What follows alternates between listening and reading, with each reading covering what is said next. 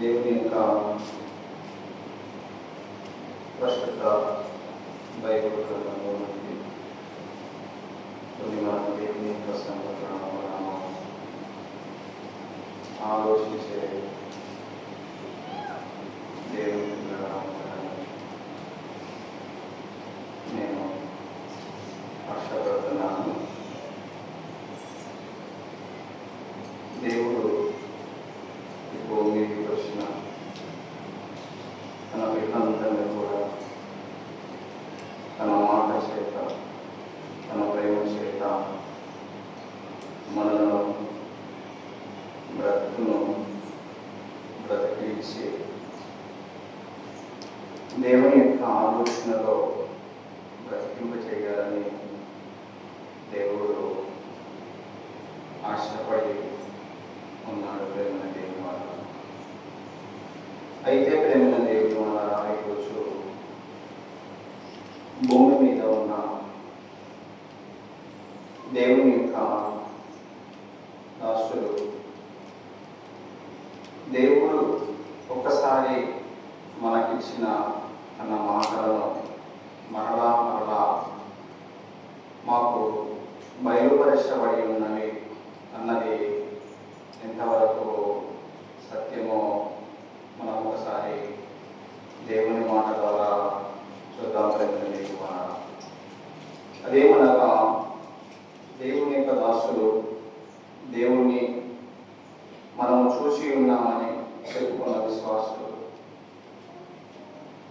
మాకు దేవుడు మనతో మాట్లాడుతున్న దేవుని యొక్క దాసులు. అయితే దేవుడు మనతో నిత్యం మాట్లాడడం లేదా అన్నది మనం ఒకసారి ఆలోచన చేయాలి. ప్రేమైన దేవుని వల్ల దేవుడు మనతో నిత్యం మాట్లాడడం లేదా అన్నది కొన్ని నిమిషంలో మనము దేవుని మాట ద్వారా చూద్దాం. అదేమిటంటే ఎఫెసీయులకు రాసిన పత్రికలో 3వ అధ్యాయము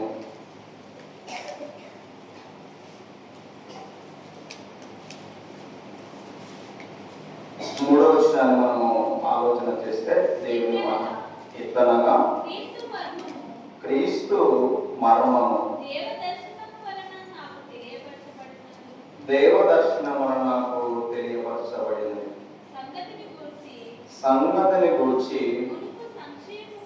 మునుపు సంక్షేపముగా వ్రాసితిని. మీరు దాన్ని చదివిన ఎడల దాన్ని బట్టి ఆ క్రీస్తు మర్మమును గూర్చి నాకు కలిగిన జ్ఞానము గ్రహించుకొనగలరు. ఈ మర్మం ఇప్పుడు ఆత్మమూలముగా దేవుని పరిశుద్ధులకును అపోస్తులకును ప్రవక్తలకును బయలుపరచబడి ఉన్నట్టుగా పూర్వకాలమందు మనుషులకు తెలియపరచబడలేదు.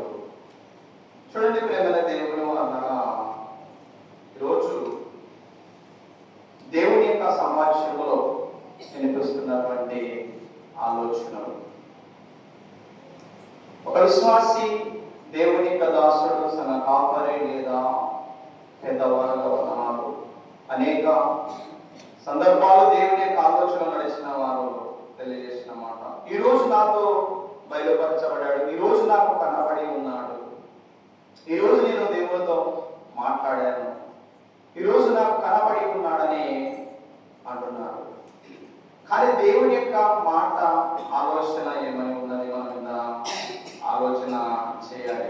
5వ వచనంలో ఏమన్నాడంటే, ఈ మర్మం ఇప్పుడు ఆత్మమూలముగా దేవునికి పరిశుద్ధులగుటకును అపోస్తులగుటకును ప్రవక్తలకును బయలుపరచబడి ఉన్నట్టుగా పూర్వకాలమందు మనుషులకు తెలియపరచబడలేదు. ఈ మర్మం ఏదనగా అన్యజనుల సువార్త వలన క్రీస్తు యేసునందు యూదులతో పాటు సమాన వారసులగుటకు ఒక శరీరమందని సాటి అవయవులుగా వాగ్దానంలో వారి ఉన్నారు అన్నది అన్నాడు. అందరికీ దేవుని దేవుని మాటలు ఉన్నాయి. అందరితో మాట్లాడుతున్నాడు. ప్రత్యేకంగా ఏమంటూ లేదు. ప్రత్యేకంగా మనం చేయాలి, పొందుకోవాలి అంటే దేవుని యొక్క ఆలోచన ఎంత విలువైనదో చూసేవారంగా ఉండాలి.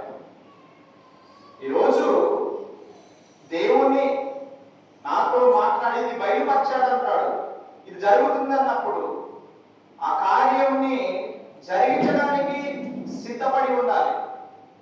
అలా లేని ఎడల ఆ సువార్థికుడు ఆయన చేస్తున్న బోధకు ఏమి చేయలేని వాడుగా ఉంటాడంటే న్యాయం చేయలేని వాడుగా ఉంటాడు. న్యాయం చేయలేని వాడుగా ఉంటాడు ప్రేమ దేవుని ద్వారా.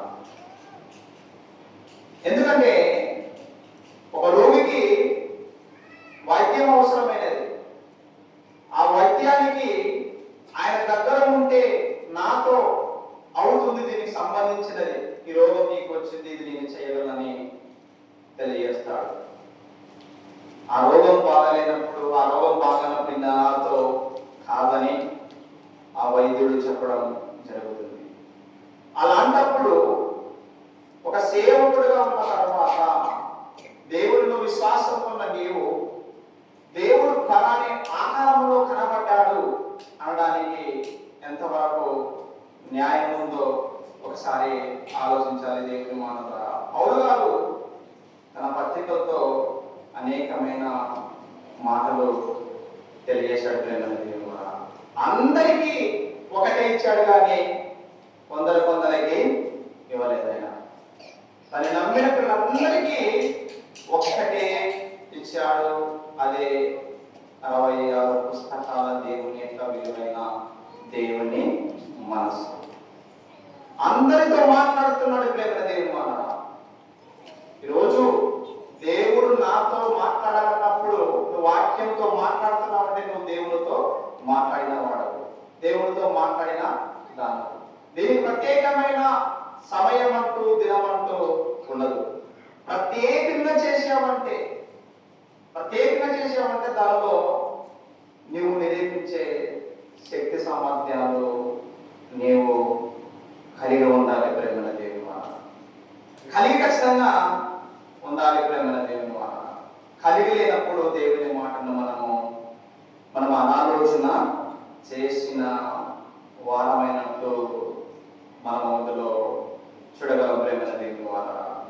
ఆయన ఎవరికి ఎప్పుడు కనపడదు. మనలో ఉన్న ఆత్మ మనకు కనపడుతుందా? ఇప్పుడు ఇక్కడ కూర్చున్న వాళ్ళందరి ఆత్మలు మనకు కనపడుతున్నాయా? కనపడడం లేదు.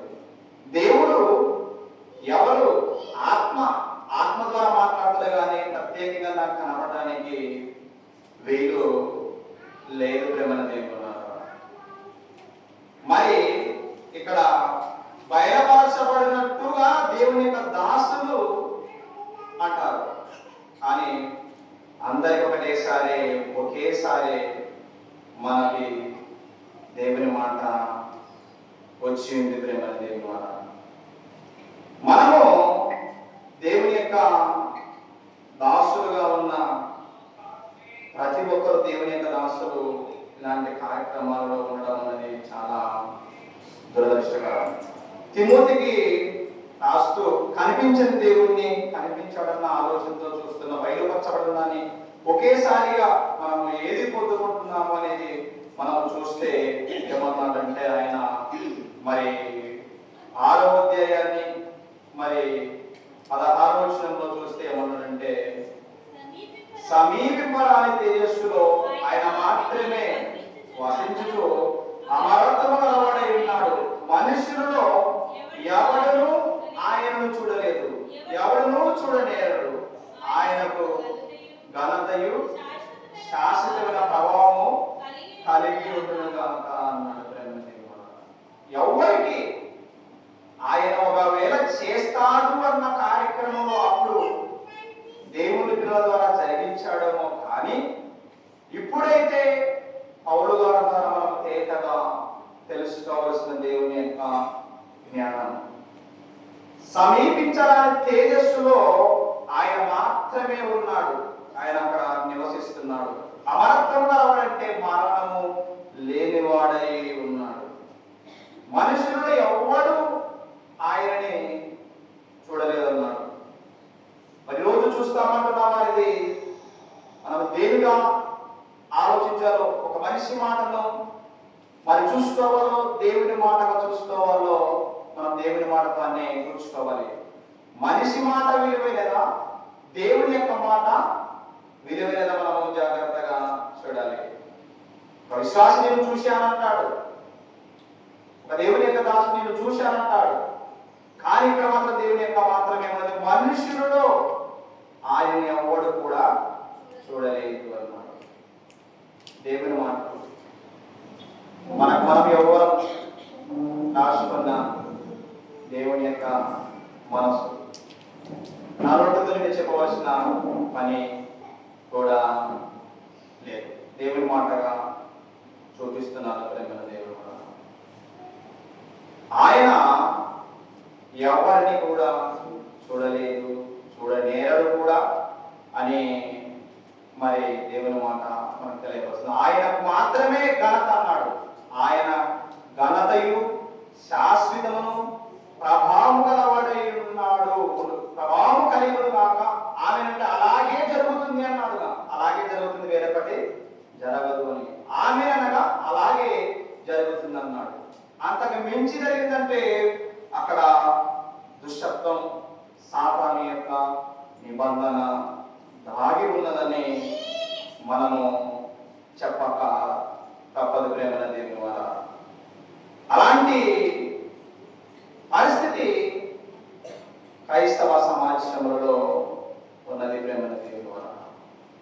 రుజువుగా కనపరుచుకోవాలంటే ఒకటి అడిగిన తర్వాత మరొకటి వెంటనే తెలియజేయడం దేవునికి ఇష్టమైనది. దేవుడు నాతో ఉన్నాడు, మాట్లాడాడు అన్నదానికి రుజువుతో చూసుకోవాలి ప్రేమ దేవుని ద్వారా. అలా రుజువుతో ఉంటే బాగుంటుంది, కానీ రుజువు లేకపోతే మరి ఎలా ఉంటుందో ఒకసారి చూస్తే ఏమన్నాడంటే, తీతుకు రాసిన పత్రిక 1వ అధ్యాయము, మరి పౌలు వారి తీతుకు రాస్తూ 16వ అధ్యాయంలో 1వ అధ్యాయం 16వ వచనం చూస్తే ఏమన్నాడంటే, దేవుని ఎరుగుదుమని వారు చెప్పుకుందును గాని అసహ్యులను అవిధేయులను ప్రతి సత్కార విషయంలో భ్రష్టులై ఉండి తమ క్రియల వలన ఆయనను ఎరగమన్నట్టు ఉన్నారు. ఆయన తెలుసుకున్న వారే ఇలా చేస్తారన్నమాట మనకు పౌలు గారు స్పష్టం చేశారు. జీవం అన్నది, విశ్వాసం అన్నది, నమ్మకం అన్నది, దేవుని మాటలు అన్నవి, ప్రతిదానికి దేవుడు 66 పుస్తకాలుగా ప్రతి ఒక పాఠాన్ని ఎంచుకొని దేవుని యొక్క మాటలలో అక్కడక్కడ అచటవంతుడా ఇక్కడ కొంచెం రాయించి ఇచ్చిన మాటలు మనం చూసుకొని దేవుని పిల్లల ఇలా దీని సాల మీదని ఉంచాలని దేవుడు పెట్టాడే. కానీ మనము జరగని ప్రజల్లో భ్రమను పుట్టించే వారంగా ఉండకూడదు. తెలియని దాన్ని తెలిసినట్టుగా చెప్పేవారంగా ఉండకూడదని దేవుని మాట. ఏది సత్యమైనది, సత్యము ఉన్నది, జీవము కలిగినది ఇందులో ఉన్నదని గ్రహించే సామర్థ్యం క్రైస్తవ సమాజంలో తెలుసుకున్న వారి పట్ల ఉన్నది ప్రేమ దేవుని మాట. చూడండి, దేవుని ఎరిగామని వారు చెప్పుకుంటున్నారు. దేవుని కనపడడం, మా దగ్గర రండి, ఇవి దొరుకుతున్నాయి, అవి చేస్తున్నాము, ఇది ఉంటుందని కసరి ఇలా చేస్తూ వారి యొక్క సొంత లాభానికి చేసే బోధ కూడా చాలా ఉంటుంది ప్రేమ దేవుని మాట. లోకంలో సరైన బోధ చాలా మందికి, సత్యమైన బోధ, జీవములేని బోధ అందించడం అన్నది లేదు. ఎక్కువ జనములు మరి వందల్లో ఉంటారు, కొందరికి వేలలో చెప్పగలుగుతున్నారు. కానీ పరలోకానికి వెళుతున్న మాటలు లేనప్పుడు, పాతాళానికి వెళుతున్న ఆ మార్గం తీసుకున్న చూస్తున్నప్పుడు అంతమంది ఆలోచింపలేని వారుగా, గ్రహించలేని వారుగా ఉన్నప్పుడు ఏం జరుగుతుందో ఆలోచించాలి. దేవుని వారు గ్రహించలేని వారు, ఆలోచించలేని వారు, తెస్సలోనికలో ఉన్నవారు ఎంతగానో దేవుని గణపరిచారు. వాక్యాలు చూస్తున్నారు. వీరు తెస్సలోనికలు అంటే గనులే ఉన్నారన్నారు అక్కడ అపోస్తుల ద్వారా. 11వ అధ్యాయంలో చూసినప్పుడు బెరియా తెస్సలోనికలు వాళ్ళ సంఘాలకు వస్తున్నప్పుడు అంటే ఎవరు దేవుని మాటలు జీవం కలిగినవి అందిస్తున్నారు అన్నది చూడాలి.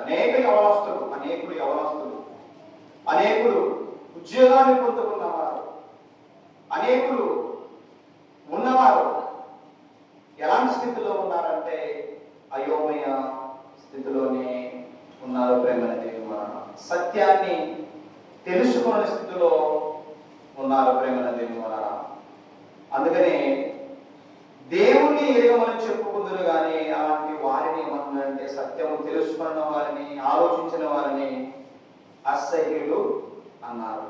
తర్వాత అవిధేయులు అన్నాడు. ప్రేమ దేవుని అసహ్యులు, అవిధేయులు అన్నాడు. మరి ప్రతి సత్కార్యమునకు, మరి సత్కార్య విషయమునందు అని ఏమన్నారంటే భ్రష్టులై ఉంది అన్నారు. భ్రష్టులై ఉన్నారు. భ్రష్టత్వంలో ఉన్నవాడే కదా అని దేవుని మాట ద్వారా మనకు తెలియపరుస్తుంది. దేవుని మాటలు జీవము కలిగి ఉన్నాయి. దేవుని యొక్క ఆలోచన ఎలాంటిదో మరొకసారి దేవుని ఉద్దేశంగా చూస్తే ఎబ్రీయులకు రాసిన పత్రిక మరి 10వ అధ్యాయాన్ని చూస్తే చూడండి. ప్రేమ దేవుని మాట 10వ అధ్యాయము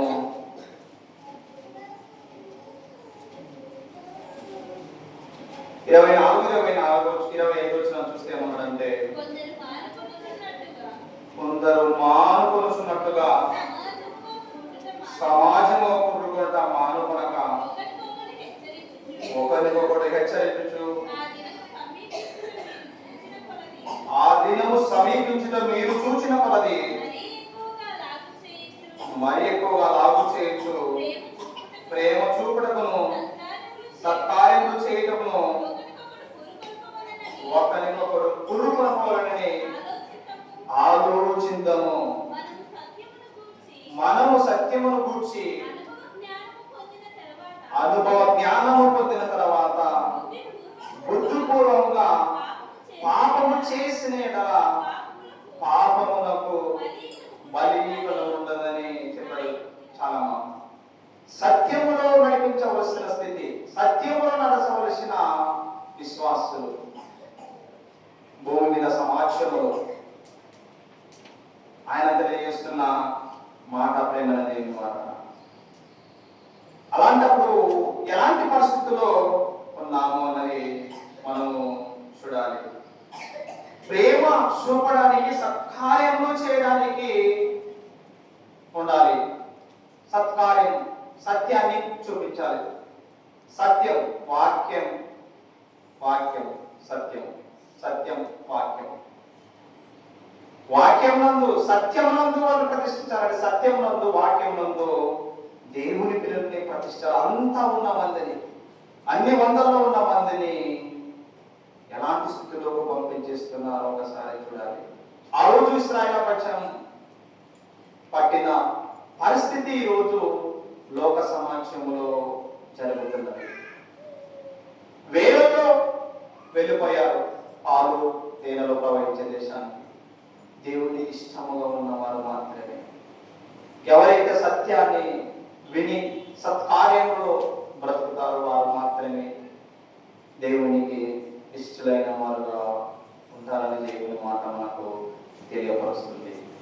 ఈ భూమి మీద ఉన్న వారందరినీ, క్రైస్తవ సమాజాన్ని అనేక దైవజనులు మరి పలు ప్రాంతాల్లో, పట్టణాలలో చెడిపోవడానికి జీవమైన మాటలు అందించకపోలేదని దేవుడు అందించక ఒక్కొక్కరు ఒక విధానాన్ని ఎంచుకొని, ఒక్కొక్కరు ఒక మినిస్టర్గా ఎంచుకొని ఈరోజు క్రైస్తవ సమాజము బ్రతుకుతుంది.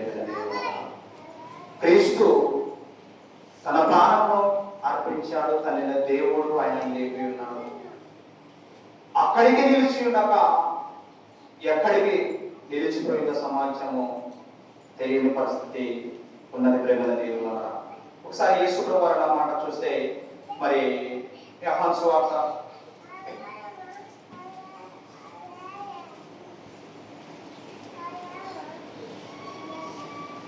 యోహాను సువార్త 14వ అధ్యాయము 23వ వచనాన్ని చూస్తే ఏమన్నాడంటే, యేసు ఒకడు నన్ను ప్రేమించిన యెడల వాడు నా మాట గైకొనును, అప్పుడు నా తండ్రి వానిని ప్రేమించును, వాని యొద్దకు వచ్చి వాని యొద్ద నివాసము చేతుము. నన్ను ప్రేమింపని వాడు నా మాటలు గైకొనడు. మీరు వినుచున్న మాట నా మాట కాదు, నన్ను పంపిన తండ్రిదే అన్నాడు యేసు ప్రభువారు. నన్ను పంపిన తండ్రిదే అన్నాడు. లోకంలో యేసు ప్రభువారు చెప్పవలసినవి అనేకములు ఉన్నవి, కానీ ఆయన వెళ్ళిపోతాననే మాటతో తెలియజేస్తున్నాడు. యేసు ఒకడు నన్ను ప్రేమించిన యెడల అన్నాడు. ఈ భూమి మీద వాక్యాన్ని సత్యాన్ని ప్రేమించిన యెడల వాడు నా మాటని గైకొనును. దేవుని మాటలు వినాలి. చదువుతున్న వీళ్ళందరూ కూడా మరి సువార్తలోని వార్తలను గ్రహించలేని వారుగా ఉన్నారని ఒక ఆలోచన. ఆయన సువార్తలలో ఏమి తెలియజేశాడు, తన మాటలను, తన పత్రికలో ఏమి తెలియజేశాడు అని దేవుని మాటగా చూడాలి. పత్రికలు యోహాను పత్రికలో కావచ్చు, పేతురు పత్రికలో కావచ్చు, ఎలాంటి జీవమైన మాటలు తెలియజేశాడు. సత్యమైన యేసు అనే దేవుని మాటగా నేను తెలియజేస్తున్నాను. ఆ మాటను కైకొన్న వారే, వాళ్ళు ప్రేమించడం, మేము వారి యొక్క నివాసం చేతున్న మేము వాళ్ళు మన దగ్గర నివాసం చేస్తారంట. తండ్రిన దేవుడు, కుమారుడైన యేసు వారు, పరిశుద్ధాత్మ దేవుడు మనతో నివాసం చేస్తారు. దేవుని యొక్క మాటలు, తన యేసుక్రీస్తు వారి యొక్క మాటలు, పరిశుద్ధాత్మ దేవుని మాటలు గ్రహించని ఎడల ఆయన గ్రహింపు దేవుని మాటలు మనం చూడాలి. నిత్యం అందరితో ఉంటారు. అందరికి ఇచ్చినది ఒకటే, విశ్వాసం ఒకటే ఇచ్చాడు. అందరికి బాప్తిసం ఒకటే ఇచ్చి ఉన్నాడు. అందరికి తండ్రిన దేవుడు ఒకటిగా ఉన్నాడు. అందరిలో ఉన్న తర్వాత అందరి విధానాలే చూపిస్తాడు, కానీ ఒక్కొక్కరికి ఒక విధంగా చూపించాడు. ఒకరికి కనపడని విధానంగా ఎలా ఉంటాడు, ఒకరికి కనపడని విధానంలో దేవుడు ఏమన్నా పక్షపాత, దేవుడు పక్షపాతి కాదు. ఆయన భూమి మీదకి తన కుమారుని పంపించిన విధానంలో పక్షపాతం లేకుండా పాపులందరినీ అన్నాడు. ఫస్ట్ నీతి మొత్తం లేదు. అలాంటప్పుడు వ్యవస్థలోను రెవరెండ్లను తమ కడుపు కోసానికి కడుపు కోతగా ఈరోజు ఒక దేవుని యొక్క పనిని లాభసాధనముగా ఎంచుకున్న వారు చాలా మంది ఉన్నారు. అలాంటప్పుడు దేవుని మాటలు వారితో నివాసం చేయగలవా? చేయవు. ప్రేమల దేవుని వల్ల సత్యము నిలబడిన వారి అంటే వారు నివాసము చేయగలరు. సత్యంలో దేవుని పక్షాల నివాసము చేయదు. ప్రేమల దేవుని వల్ల చివరిగా ఒక మాట చూసుకొని ముందున్న సమయాన్ని మనము తిరిగి నడిపిస్తున్నాం. మరి యువకునికి అప్పగించేద్దాం. మరి యాకోబు గారు రాస్తూ ఏమన్నారంటే, ఆయన పత్రిక ద్వారా చిన్న మాట చూసుకొని మనము ముగించేద్దాం. అపోస్తుడైన యాకోబు గారు 4వ అధ్యాయము మరి 8వ వచనాన్ని మనం ఆలోచన చేస్తే ఏమన్నాడంటే, దేవుని యొద్దకు రండి, అప్పుడు ఆయన మీ యొద్దకు వచ్చును. పాపులారా మీ చేతులను శుభ్రం చేసుకునడి, దీమస్సులారా మీ హృదయమును పరిశుద్ధ పరచుకునడి అన్నాడు. అంటే దేవుని యొద్దకు రండి అంటే వాక్యము యొద్దకు రండి అన్నమాట. యాకోబు గారు మాట్లాడుతూ ఏమన్నంటే, దేవుని యొద్దకు రండి, అప్పుడు మీ యొద్దకు వచ్చును. వస్తే ఆయన వస్తాడు. ఆయన యందు లేఖనాలను చూస్తే అందరికీ చూస్తున్నాడు. కొందరికి కాదు, అక్కడక్కడ కాదు, అందరి ఎడల అందరూ వాక్యంలో సత్యంలో ఎవరైనా పడతారో వారందరూ దేవుని యొద్దకు రండి, అప్పుడు ఆయన మీ యొద్దకు వచ్చును. మరి పాపులారా మీ చేతులు శుభ్రం చేసుకున్నది. దిమనస్సులారా మీ హృదయములను అశుద్ధపరచుకోవాలి. దేని ద్వారా పరిశుద్ధపరచుకోవాలి? వాక్యం ద్వారా మనము మన హృదయాలను మన కుటుంబాలని పరిశుద్ధంగా పరచుకోవాలి, నీతిలో నడిపించుకోవాలని కోరుతూ ఈ కొన్ని మాటలు దేవుడు మనందరినీ చేయగలక ఇచ్చిన సమయాన్ని బట్టి ఇచ్చిన పెద్దలకు విశ్వాసులకు సంకాపానికి యేసుక్రీస్తు వారి శ్రేష్టమైన వందనాలు తెలియజేస్తున్న సమయాన్ని తెలియజేయవలసిన పడుతున్నాం.